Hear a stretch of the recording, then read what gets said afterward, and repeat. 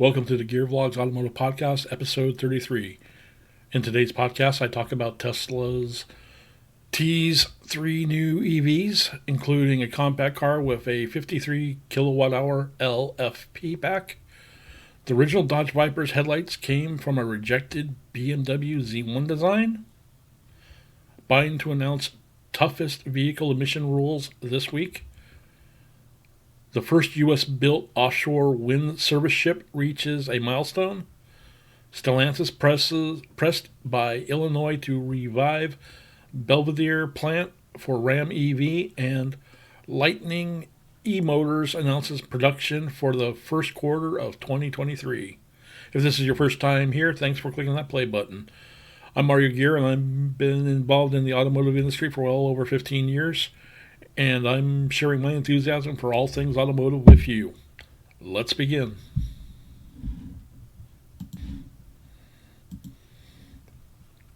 Tesla teases 3 new EVs, including a compact car with a 53 kilowatt hour LFP pack. The upcoming compact passenger car is projected to have sales potential of 42 million, almost double that of the Model 3 and Y. 300M, 700M.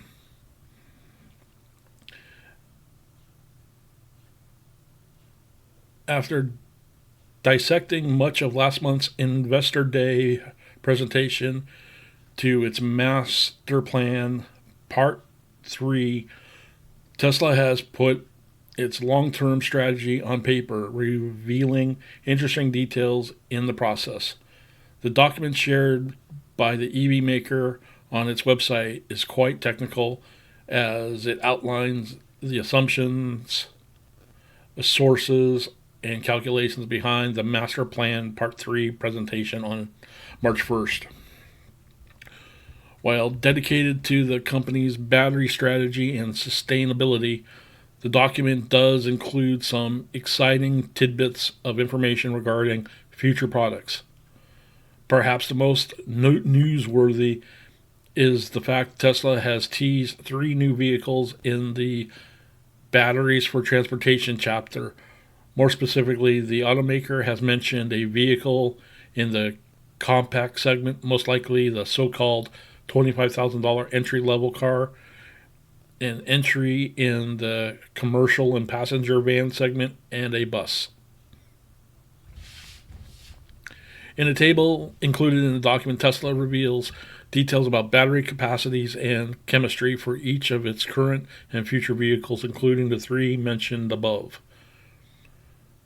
The compact model, rumored to be called Model 2 or even Model Q, will feature a 53 kilowatt hour battery pack with lithium iron phosphate chemistry. Tesla said the lower energy density of this battery type makes it most fitting for standard range vehicles, while long range models require a higher energy density chemistry, high nickel. By high nickel, Tesla means low to zero cobalt nickel magnesium cathodes, currently in production and under development in-house at suppliers and in research groups. Tesla forecasts that the compact EV, which may or may not be shrunken versions of the Model Y, has potential for 42 million sales, which is almost double the estimated sales of the current best-selling line, the Model 3 and Y. The automaker does not provide time frame for the projected sales, though. Tesla reportedly expects a Model 2 production rate of 4 million units per year, of which 2 million are supposed to come from its new Gigafactory in Mexico,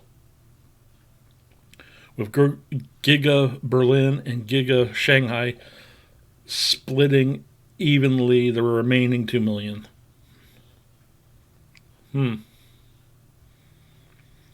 Moving on to second new model, Tesla says the commercial and passenger van will require a high nickel battery pack with a capacity of 100 kilowatt hours. The company anticipates this model has potential for 10 million sales, making it the third best-selling model in Tesla's range after the compact EV and the Model 3 and Y. The commercial passenger van may or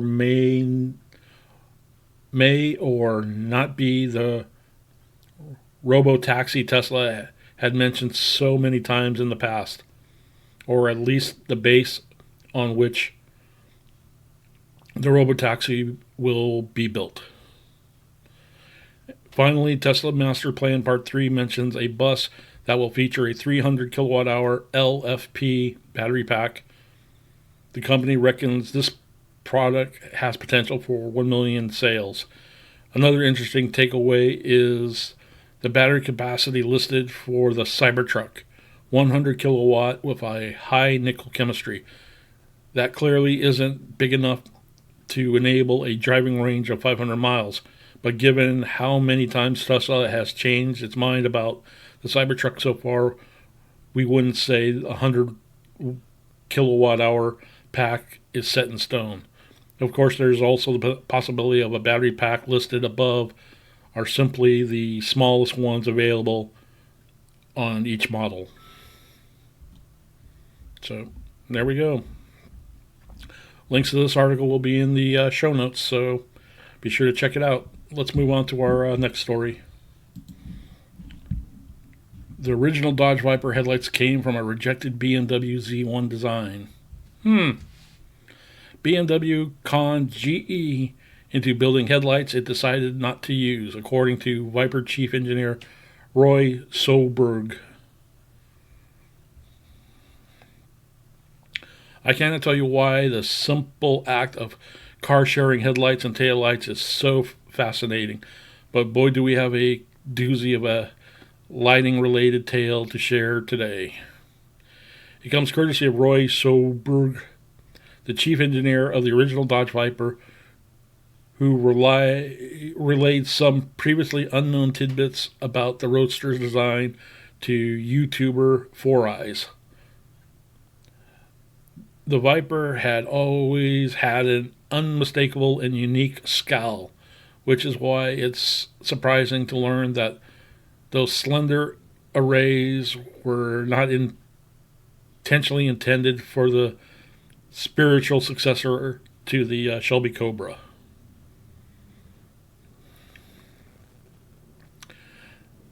They were meant for the BMW Z1. If you've ever seen the Z1, you likely know that the car's headlight looks nothing like the Viper.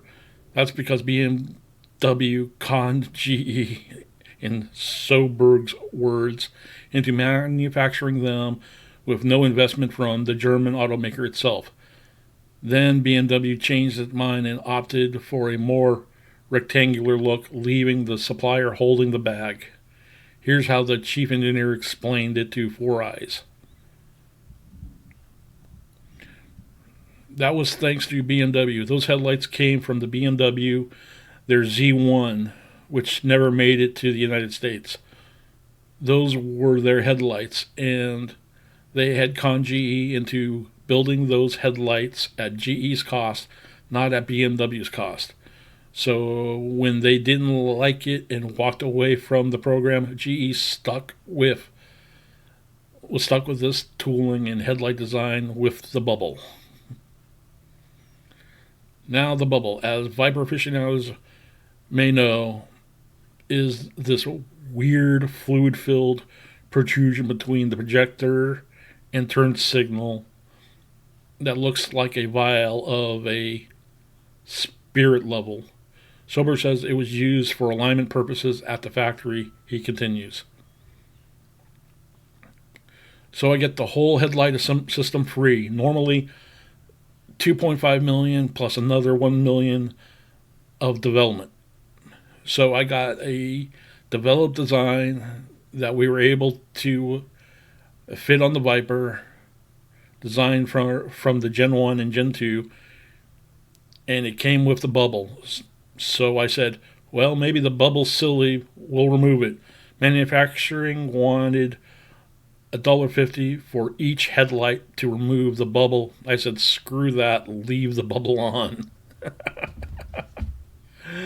How funny. I would absolutely love to see a photo of an early development Z1 to know how the Viper cluster might have looked on a BMW's tiny door optional convertible. Studying them now, I can kind of see how they might have been a BMW part, given the double circular lamp motif.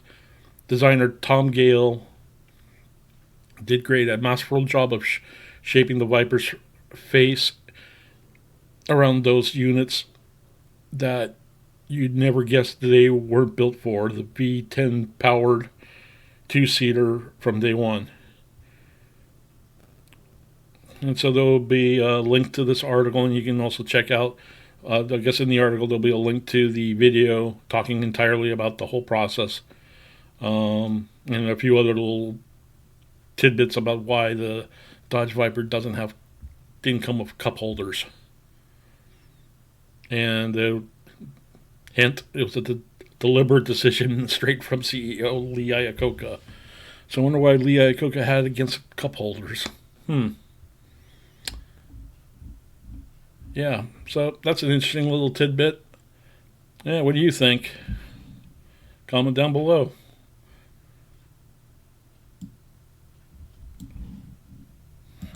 On to our third story. Biden to announce toughest vehicle emission rules this week. Proposed rule includes 50% of vehicles in the U.S. are expected to be electric or plug-in hybrids by 2030.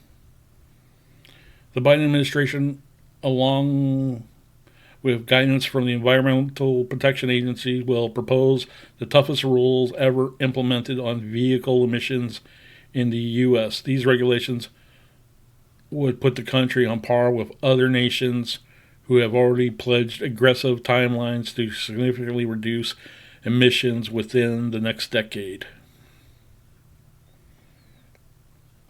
According to Auto News, the proposed standards expected to be announced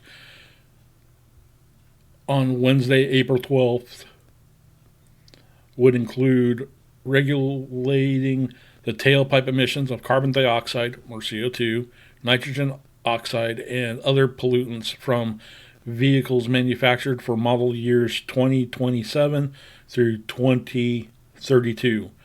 Biden is also expected to announce new rules for heavy-duty trucks and power plants, as well as setting a target date for 2030 for half of the U.S. vehicle fleets being electric or plug-in hybrid vehicles, Reuters reports. Despite the historic clampdown on vehicle emissions, the Biden administration will not be banning the sale of internal combustion cars like our European counterparts, who will ban the sale of new cars powered by gasoline in 2035, with the exception of synthetic fuels.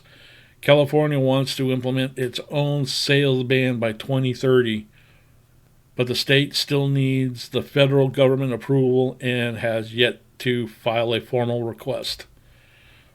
Limiting greenhouse emissions from vehicles is vital for the United States to meet its Paris Agreement commitments and strive off the most destructive efforts of climate change. Washington is prepared to spend billions of dollars to encourage the transition to clean energy, and those new restrictions will hopefully ensure we'll reach those targets in a timely manner. Oh, so we have to jump through hoops, and I hate getting political, but here's the thing. Paris Accords. So why is it the worst polluting countries, China, India, Russia, get passes on meeting these standards, yet we are already a cleaner nation than those three countries mentioned already? If we want to be in that climate control, and you want all these climate change, great. Make them jump through the hoops and go through our standards as well. That's my personal opinion. Hey, you want clean air? You want all the environment and everything? No. They don't get a pass on saying, oh, we need to catch up. No. Jump through the standards now. Demonstrate it if you give a bleep about the environment. So, sorry for my rant. Let's move on to the next story. The first U.S. built offshore wind service ship reaches a milestone. The first ever U.S. built offshore wind service operations vessel, SOV, is marking its 50% completion milestone this week. Offshore wind service operations vessel serve as a floating accommodations for offshore wind technicians who will work at sea over the life of the wind farms, servicing and maintaining the turbines. The SOV also holds all of the tools the technician needs. Louisiana-based shipbuilding company Edison Clauest Offshore is manufacturing the first U.S. SOV, the 260-foot Echo Edison, in Terrebonne Parish on the Gulf Coast. And it will be delivered to Danish wind giant Ørsted and New England energy provider Eversource in 2024. There are 400 workers constructing the SOV, and the Echo Edison will house 60 wind technicians. The SOV includes special features like a walk-to-work motion compensated gangway that allows technicians to easily and safely access the wind turbines. A smaller daughter craft on board can be deployed to maneuver crew across the wind farms. The Echo Edison is a significant U.S. milestone because it will be the first Jones Act qualified wind farm SOV in the U.S. The century-old Jones Act is a federal law that restricts water transport of cargo between U.S. ports to ships that are U.S. owned, crewed, registered, and constructed. The Echo Edison will be sent to Port Jefferson, New York, where it will serve South Fork Wind, Sunrise Wind, and Revolution Wind. Once online, these three offshore wind farms combined are expected to generate 1.7 gigawatts of energy, which will power over 1 million homes. Ørsted, first cohort of the U.S. offshore wind turbine technicians, is currently completing extensive training, preparing to begin work offshore when South Fork Wind is completed later this year. Vessels from other ports in the Gulf of Mexico are already supporting the South Fork Wind project's construction. So, there we go. So we got some stuff about wind farming. On to our next story. Stellantis pressed by Illinois to revive Belvidere plant for Ram EV. Illinois has put on a major push for Stellantis to build an electric version of its Ram pickup at a recently idled Belvidere plant, sources tell Crain's Chicago Business. After a period of relevant quiet, new signs are emerging that Illinois is on the hunt for one or more new electric vehicle production plants, and that the state may be making some progress. The renewed charter stems from reports today that Stellantis wants to begin making an electric version of its popular Ram pickup truck in America soon. The automaker recently idled its Belvidere Jeep factory, but has said it's considering a possible conversion of the plant to other productions.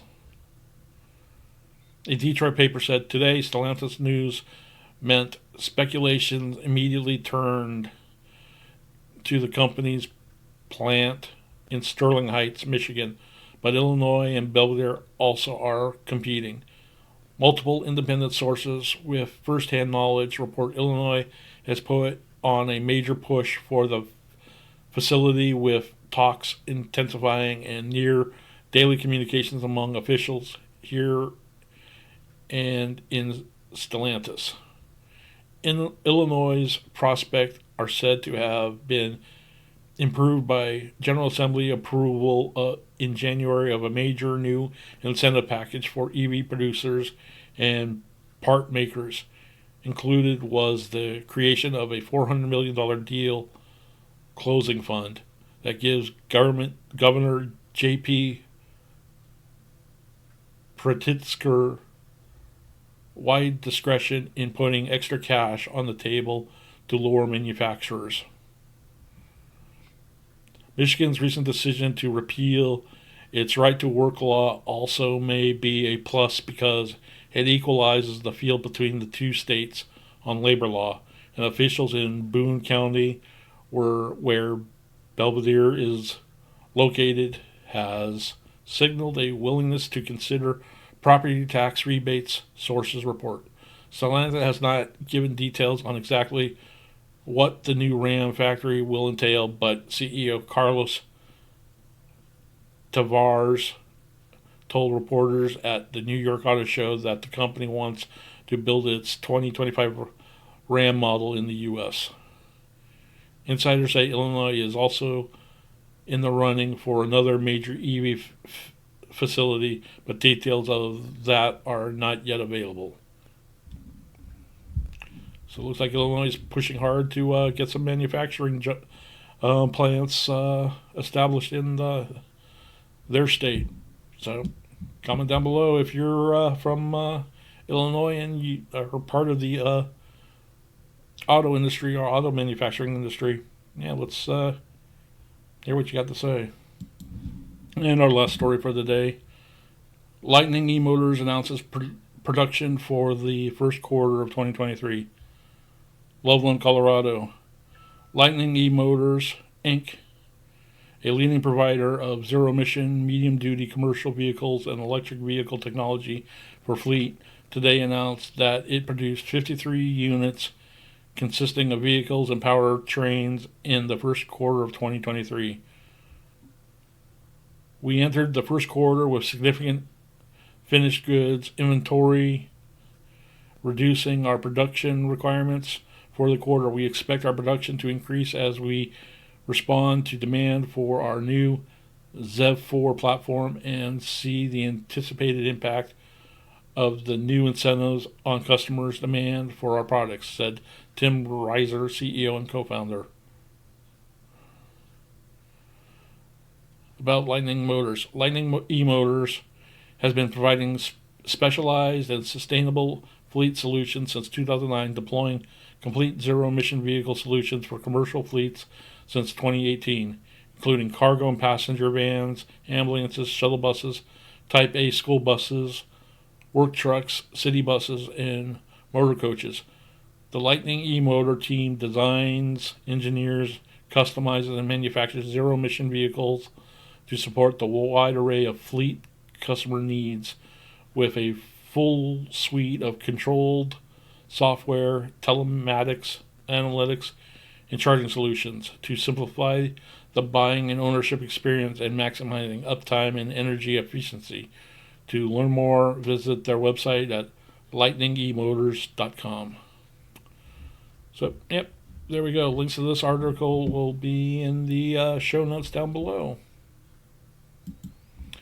So there we have it. Comment down below on what you thought of any of these stories. Let's start a conversation, and let's see where it goes. So be sure to like, share, and subscribe to this podcast, and be sure to follow us on all of our social media platforms. And there we go.